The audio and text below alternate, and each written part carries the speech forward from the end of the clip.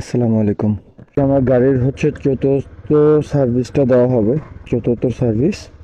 এখন পর্যন্ত আমার গাড়ি রানিং হয়েছে 8,831 কিলো। তো আমি আমার গাড়ির যে সার্ভিসিংটা এটা একেবারে সময়ের মধ্যেই দিয়ে থাকি।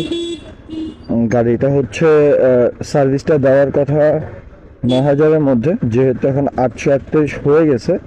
তো আজকে হচ্ছে যদি আমি না দিই সেক্ষেত্রে আর দেওয়ার একটা সময় থাকবে না, যে কারণে আজকেই সার্ভিসটা দিব। তো আমি সার্ভিস দিই মূলত হচ্ছে সবসময় তেজগা শোরুম থেকে, যেটা আমাদের হচ্ছে আমার অফিসে যাওয়ার কাছাকাছি থাকে। কারণ ওইখানে সার্ভিসটা দিলে গাড়িটা পার্কিংয়ে রাখা যায়। কিন্তু আমরা যদি অন্য কোথাও সার্ভিস দিই, যেমন হচ্ছে আমার বাসা যেহেতু মিরপুর, আমি যদি 60 ফিটের সার্ভিস দিই ওইখানে দাঁড়ায় থাকতে হবে। এরপরে ওরা যখন কল করবে তখন হচ্ছে আমাকে যাইতে হবে, যে কারণে আমি তেজগাঁটাকেই হচ্ছে প্রেফার করি। ওইখানে আমি যাই, একটু সময় লাগলেও ওটা ওরা করে রাখে। যেমন হচ্ছে আমি এখন সার্ভিসিংয়ে দিয়ে বাসায় অফিসে চলে যাব, অফিসে থাকবে গাড়িটা হচ্ছে ওদের পার্কিংয়ে থাকবে, আমি অফিসে থাকবো। আসার সময় আমি গাড়িটা জাস্ট নিয়ে আসবো, যেহেতু ফ্রি সার্ভিস। এর পরেরবারও যদি দেয় আমি ওইখানেই দেবো, যেহেতু ওইখানে পার্কিং আছে। আমার ওইখানে রাখাটাও আমার জন্য সহজ হবে, গাড়িটাও রাখতে পারবো এবং হচ্ছে সার্ভিসটা ভালো মতো ওরা করে দেয়, যেহেতু ওদের সেন্ট্রালের একটা সার্ভিস পয়েন্ট ওইটা। সেই ক্ষেত্রে ওরা ভালো করার চেষ্টা করে। রাস্তার মধ্যে মানুষগুলো ফোনে কথা বলতে বলতে রাস্তা পার হয়, এইগুলো সবচাইতে বাজে ঢাকা শহরে।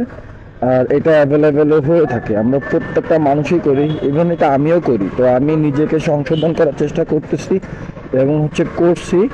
আমি এখন আর এই কাজগুলো করি না, রাস্তা পার হয়ে দেন হচ্ছে কথা বলি।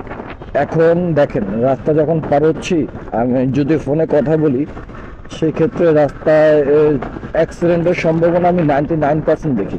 কারণ আমার চিন্তা থাকে ফোনের মধ্যেই, আমি রাস্তার এদিকে ওদিকে খুব কম তাকাই। ইভেন যদি কোনো প্রেশার থাকে, বা বাসায় কথা বলেন, বাসা যেখানে অফিসে কথা বলেন, যদি কোনো জায়গা থেকে একটা প্রেশার আসে, ওই প্রেশারটা সম্পূর্ণ আপনার মাথার থেকে চিন্তা ভাবনাটা ওইদিকেই কেড়ে নেয়। সো যদি কোনো প্রবলেম হয়ে যায় সেক্ষেত্রে মনে করেন যে আশেপাশে যে কি হইতেছে এটা আপনার খেয়াল থাকবে না। এটা আমি মনে করি খুব বাজে একটা কাজ। আমরা যদি আস্তে আস্তে চলি তাহলে কিন্তু এগুলো হয়ে যায়। আমরা সেটা না করে আমরা সরাসরি ধরেন গাড়িওয়ালাদেরকে দোষ দেই, কিন্তু অধিকাংশ দোষ থাকে হচ্ছে আমরা যারা পথচারী থাকি তাদের। এটা আমি আগে আমিও হচ্ছে গাড়িওয়ালাদেরকে দোষ দিতাম। এখন মূলত যেটা দেখা যায় যে আমি যেহেতু গাড়ি চালাই বা হচ্ছে রাস্তা পার হই, এই দোষগুলো অধিকাংশ থাকে হচ্ছে যাত্রীদের। যাত্রী বলতে হচ্ছে যারা হচ্ছে পথচারী থাকে তাদের। আমরা এই জিনিসটা আর কি ফলো করি না।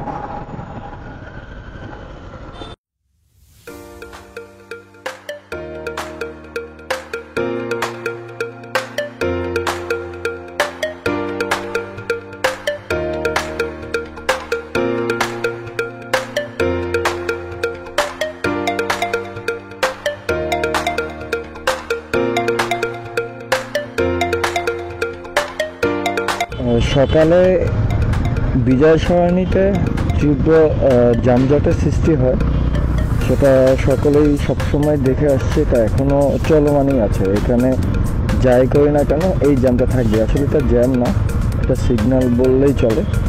কারণ হচ্ছে চারিদিকে যে গাড়িগুলো আসে, এটা হচ্ছে ঢাকা শহরের প্রাণকেন্দ্র বলা যায়। কারণ উত্তরাগামী যে যত গাড়ি এবং হচ্ছে ওই মিরপুরগামী যত গাড়ি বা হচ্ছে এদিকে ওদিকে যত গাড়ি, সবগুলোই এই সাইডটা দিয়েই যায়। যেহেতু এখান দিয়ে তারা যাতায়াত করে, এই জন্য এই জায়গাটা খুবই ইম্পর্ট্যান্ট। তো সেই অনুযায়ী এইখানে সিগন্যালটা অনেক বেশি হয়। সিগন্যালটা তাও হচ্ছে 3 মিনিট 4 মিনিট, এটা হলেও কথা ছিল। এটা 15 থেকে 20 মিনিটের একটা থাকে, গ্যাপ থাকে। এলিভেটেড এক্সপ্রেস হওয়াতে এই রাস্তাটা একটু রানিং থাকে, তো মোটামুটি সবসময় এটা ক্লিয়ার করার চেষ্টা করে ট্রাফিকরা। আর এই রাস্তাটা একটু ফাঁকা হওয়ার পরেই মানে হচ্ছে এলিভেটেড এক্সপ্রেসটা যে গাড়িগুলো উঠে, এটা ওঠার পরে এই রাস্তাটা ফুল ফাঁকা হয়ে যায় এবং হচ্ছে সামনের দিকে গাড়িগুলো অগ্রসর হওয়ার জন্য একটু স্পেস পায়। এরপরে গিয়ে হচ্ছে একটু সিগন্যাল করে, মানে এই ব্রিজটা থেকে নামার পর একটা সিগন্যাল করে। এই সিগন্যালটা পার হতে পারলেই ভালো।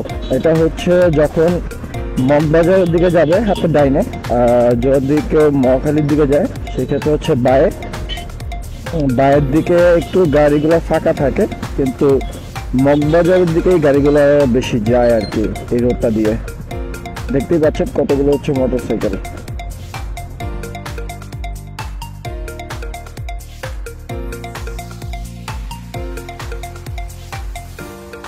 তেজগাঁ সার্ভিস পয়েন্টে চলে আসলাম। এখানে গাড়িটা সার্ভিসিং এর জন্য দেওয়া হবে। এখনো বেশি একটা গাড়ি আসে নাই, আমি হচ্ছে আসলাম।